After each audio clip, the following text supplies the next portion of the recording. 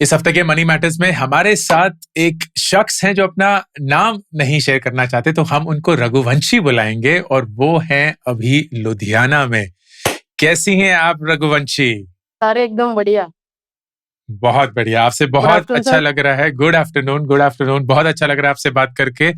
अपने बारे में जो कुछ भी आप कंफर्टेबल हैं शेयर करने के लिए प्लीज बताइए दर्शकों को।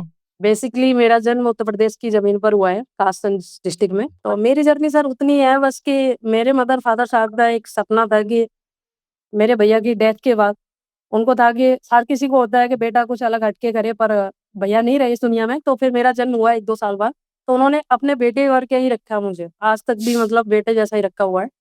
तो मैंने सोचा कि अगर बेटे सब कुछ कर सकते हैं तो बेटियां भी कुछ कर सकती हैं। तो मेरे को आज़ादी बिल्कुल। मिली कि अगर इंडियन पेरेंट्स जो अपने बच्चों के लिए करते हैं उससे कुछ अलग हटके किया जाए। मेरे पेरेंट्स ने मेरी लाइफ के साथ जस्ट लाइक एक एक्सपेरिमेंट करके देखा कि अगर एवरी पेरेंट्स ऐसा करके देखें अपने बच्चों के साथ, तो हो सकता है कोई बच्चा कुछ अलग हटके करने की सोच भी रहा हो, कर भी सकता हो। तो मेरे लिए कुछ पैसे दिए मेरे पेरेंट्स ने 18 साल की उम्र कंप्लीट होने पर, जो कि अदर इंडिया के अलावा अदर कंट्री वाले पेरेंट्स ऐसा करते हैं बच्चों को। या तो वो लाइफ को एक्सप्लोर करें या वो लर्निंग करें, जैसा उनके ऊपर डिपेंडेंट करता है फ्यूचर अपना स्ट्रॉन्ग बनाने के लिए। तो मैंने वो चीज़ें ध्यान में रखते हुए 2 बार मैंने यूपीएससी दिया और 2 बार स्टेट पीसीएस भी दिया।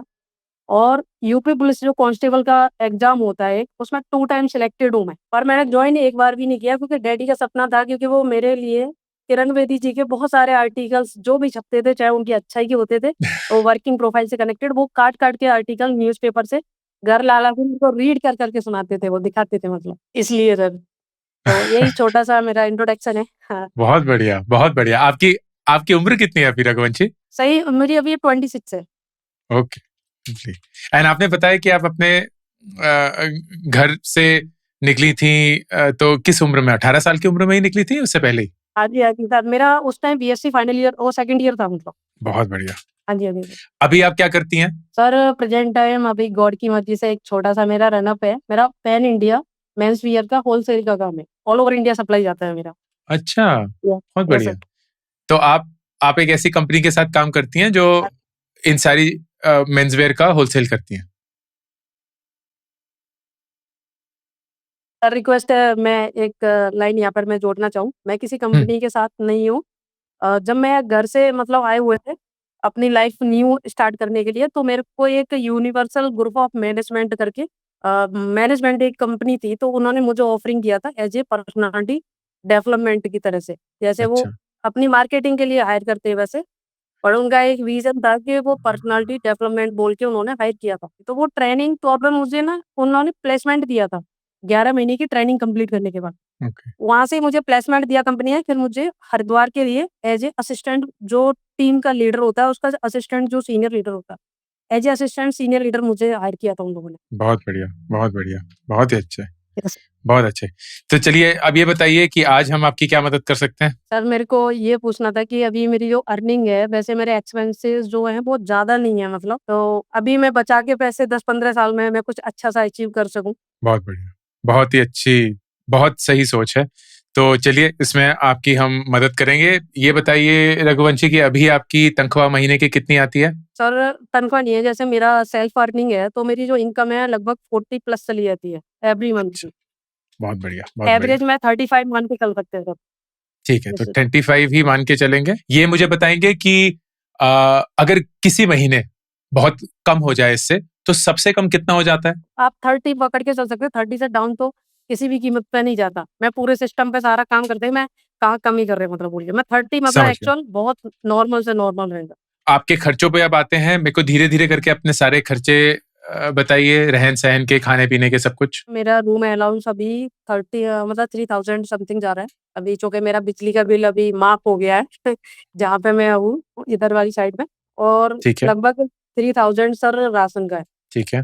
अभी जैसे मेरे पास टू व्हीलर है, तो उसका 500 आप पेट्रोल का मान सकते हैं, चूँकि मुझे बाहर नहीं जाना होता।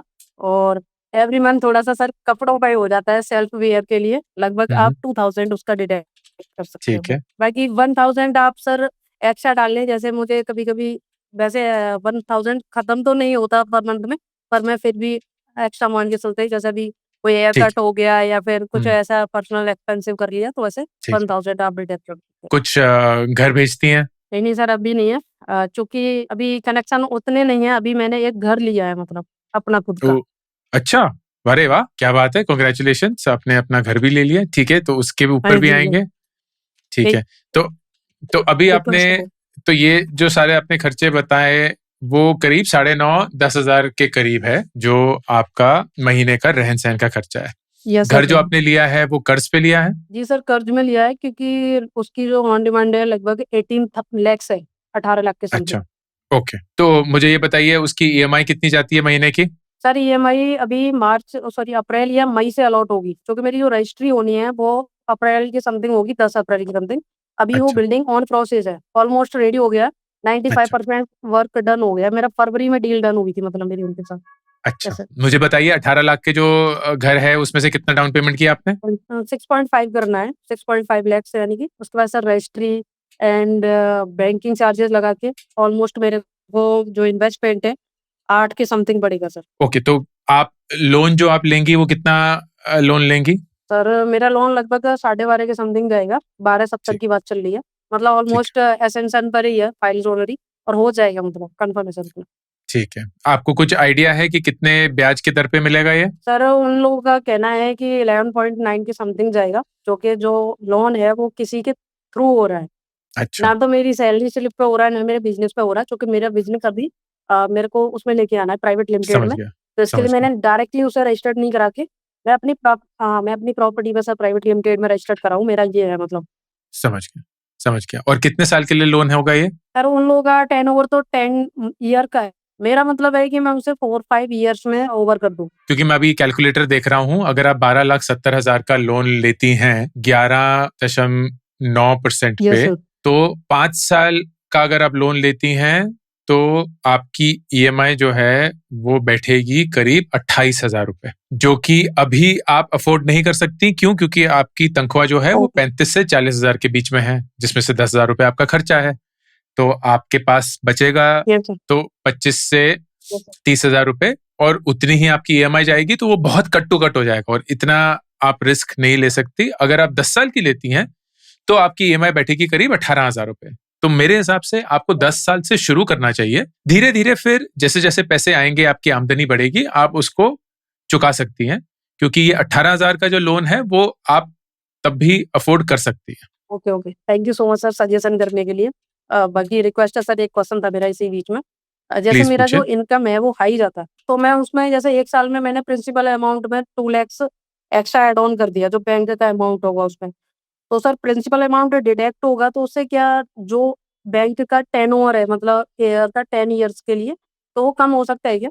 बिल्कुल सही चीज आप सोच रहे हैं। तो जब भी आपके पास कोई एक्स्ट्रा अमाउंट होगा, चाहे वो एक ही बार में आए या महीने दर महीने आए, यस सर। आप एक्स्ट्रा ईएमआई पे करके अपना यस सर। लोन का प्रिंसिपल कम कर सकते हैं। अब जब भी लोन का प्रिंसिपल आप कम करते हैं, एक होम लोन के लिए या किसी भी और लोन के लिए, तो बैंक आपको दो ऑप्शंस देता है।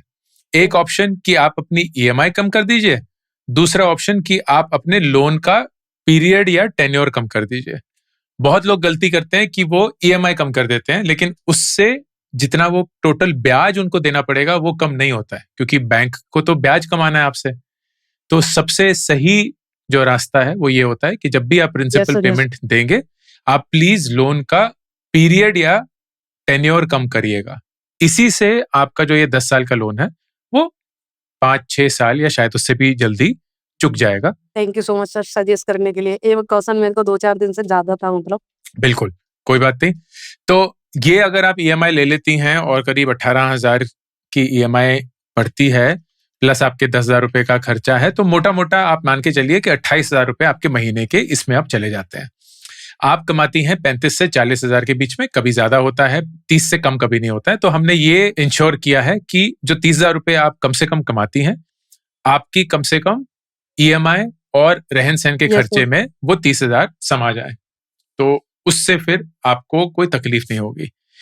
आप जो बाकी का पैसा कभी भी आप कमाएं, चाहे वो 35 हो, 40 हो, 40 से भी ज्यादा हो, उसको आप कैसे यूज कर सकती हैं, वो समझने के लिए मेरे पास यस सर। आपके लिए 2-3 सवाल हैं। सबसे पहले, आपके बैंक में अभी कितने पैसे होंगे?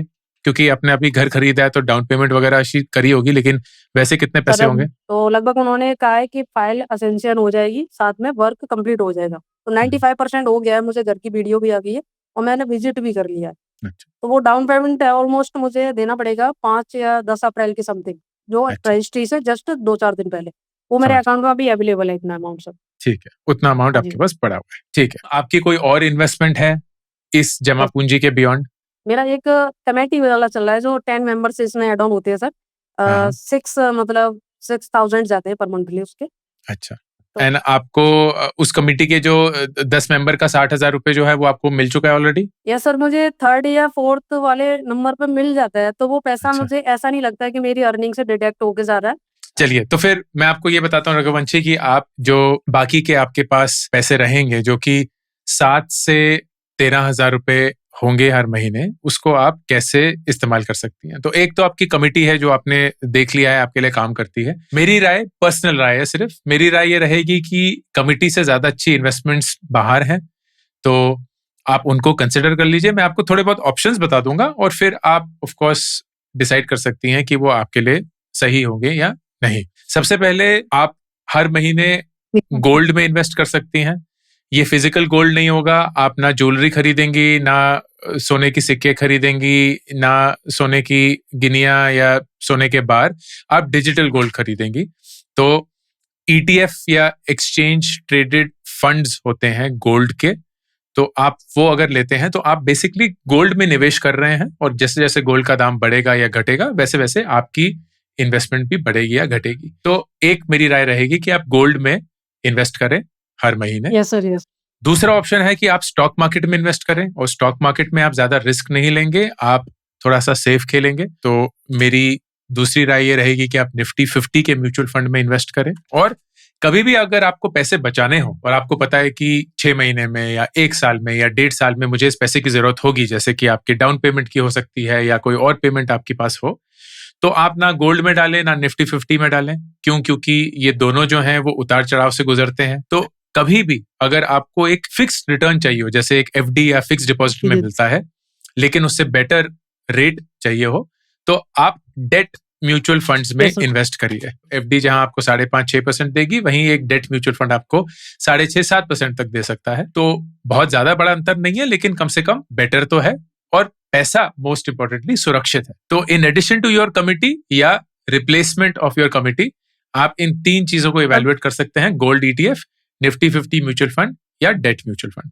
एंड अगर अगर आप मेरे से पूछेंगी तो सबसे बढ़िया तरीका ये रहेगा, एंड मैं आपको थोड़ा सा इसको बना के भी दिखा देता हूं, कि फर्ज करिए आप 3-3 हजार रुपए की एसआईपी शुरू करते हैं, एक गोल्ड में, एक निफ्टी 50 में और एक डेट म्यूचुअल फंड में। 10 साल बाद देखते हैं कि इसका क्या आउटकम होगा। 10 साल बाद आपके पास मोटा मोटा करीब 18 से 18.5 लाख रुपए होगा। एवरी मंथ 9,000 के हिसाब से। हाँ जी, एवरी मंथ 9,000 के हिसाब से।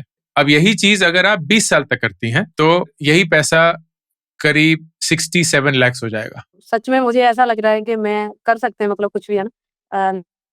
आगे का जो मेरा मतलब प्लान है, क्योंकि मेरे को मेरी कंपनी के लिए भी इन्वेस्ट करना है, और जो साइड की जो इनकम है सर वो मुझे सेफ रखनी है। अगर मैं बड़े पायदान पे पैर रखूँ तो मुझे मतलब पीछे झुक के और वैसे नहीं देखना पड़े। तो इस चीज़ के लिए मैं इन्वेस्ट मतलब करना चाहूँ 10 इयर्स के लिए, और मेरे लिए बहुत बढ़िया लग रहा है। सर आप कह रहे हैं कि कमेटी के लिए, तो कमेटी मेरा थोड़ा-सा प्लस पॉइंट और सेफ पॉइंट है। तो सर रिक्वेस्ट है आप कि कमिटी वो पैसा आप मेरे को कमिटी 3 या हाँ, 4 किस्त पे मिल जाता है।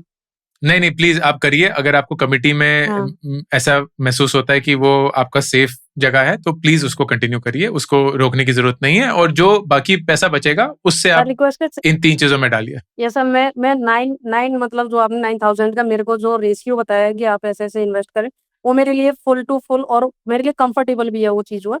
शॉर्ट टर्म वाला तो एक क्वेश्चन था कि मेरे को थोड़ा-सा डर था सर, क्योंकि अब आपको सुनते हैं तो चीज़ें बहुत ज़्यादा अलग लगती हैं, मतलब जैसे एक लगता है कि ओरिजिनल किसी मिरर से बात कर रहे हैं, और बाकी यूट्यूब पे पर ऐसा भरा पड़ा है जैसे कि एसआईपी करने से घाटा हो गया, उसका पैसा डूब गया, ये हो गया। तो अभी इस उम्र के अनुसार थोड़ा-सा डर लग जाता है कि पैसा कमा के कहीं कुछ मतलब हो ना जाए सर, इसलिए। नहीं, आप चिंता मत करिए। आप बस लॉन्ग टर्म अगर आप इन्वेस्ट करेंगे तो एकदम बिल्कुल सही दिशा में चलेंगे। बहुत अच्छा लगा आपसे बात करके। All the best sir Raghuvanshi, सब कुछ बहुत अच्छा थैंक यू सर, रहेगा आपके लिए। आपके नए घर पे शुभकामनाएं and thank you so much sir. Be happy, take care, all the best, bye okay. Bye. I'm super thrilled to announce my new latest project, India Genius Challenge. ये एक nationwide hunt है भारत के brightest young students का, aged between 13 to 15 years. एक online round followed by the national finals that will happen in Delhi, जहां सबसे brightest students को मिलेगी 10 लाख रुपए की स्कॉलरशिप। ऑनलाइन राउंड्स में daily, weekly, monthly winners announce होंगे। उनको मिलेंगे iPhones, iPads, PS5s, books, trophies, certificates and a lot more, all leading to the national finals happening in Delhi. Please, अगर आप किसी 13 से 15 साल के बच्चे को जानते हैं, आपके परिवार में कोई है या आप खुद वो हैं, then log on to indiageniuschallenge.com and start playing the challenge.